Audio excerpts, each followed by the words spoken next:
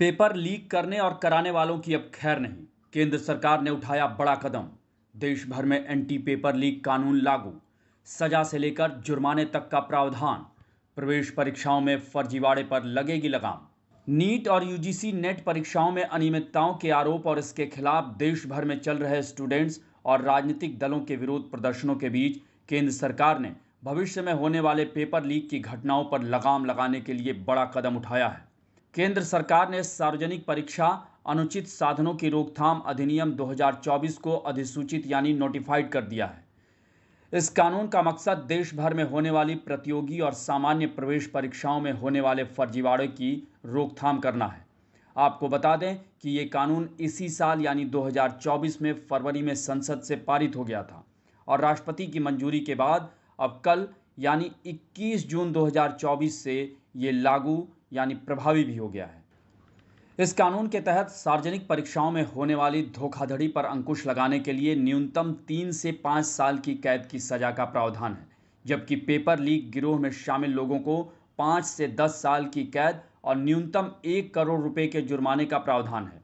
अगर कोई व्यक्ति या व्यक्तियों का समूह कोई संगठित अपराध करता है जिसमें परीक्षा आयोजित करने वाली संस्था, सर्विस प्रोवाइडर या कोई अन्य संस्थान शामिल है, तो उन्हें कम से कम 5 साल की कैद की सजा होगी, जिसे 10 साल तक बढ़ाया भी जा सकता है। इस कानून के तहत जुर्माना 1 करोड़ रुपए से कम नहीं होगा। किसी संस्थान के संगठित पेपर लीक अपराध में शामिल पाए जाने पर उसकी संपत्ति कुर्क करने और जब्त करने का भी प्रावधान है और परीक्षा की लागत भी उस संस्थान से वसूली जाएगी।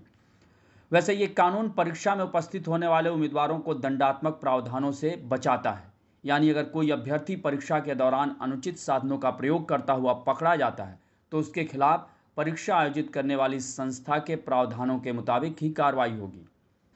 इस कानून में अनुचित साधनों से मतलब पेपर या उत्तर को लीक करना, अनधिकृत संचार के माध्यम से परीक्षा के दौरान उम्मीदवारों की सहायता करना, कंप्यूटर नेटवर्क या अन्य उपकरणों के साथ छेड़छाड़ करना, प्रॉक्सी उम्मीदवार बैठाना यानी किसी सॉल्वर को कैंडिडेट की जगह परीक्षा में बैठाना, फर्जी परीक्षा आयोजित कराना, परीक्षा सूची या रैंक को लेकर नकली दस्तावेज जारी करना और योग्यता दस्तावेजों के साथ छेड़छाड़ करने के रूप में परिभाषित है। इस कानून के तहत आने वाले अपराध गैर जमानती हैं। डीएसपी या एसीपी रैंक का अधिकारी इन अपराधों की जांच कर सकता है। इसके अलावा केंद्र सरकार के पास किसी भी जांच को केंद्रीय एजेंसी को सौंपने की शक्ति होगी। यूपीएससी, एसएससी, रेलवे, बैंकिंग भर्ती परीक्षाओं और एनटीए की ओर से आयोजित सभी कंप्यूटर आधारित परीक्षाएं इस अधिनियम के तहत आती हैं।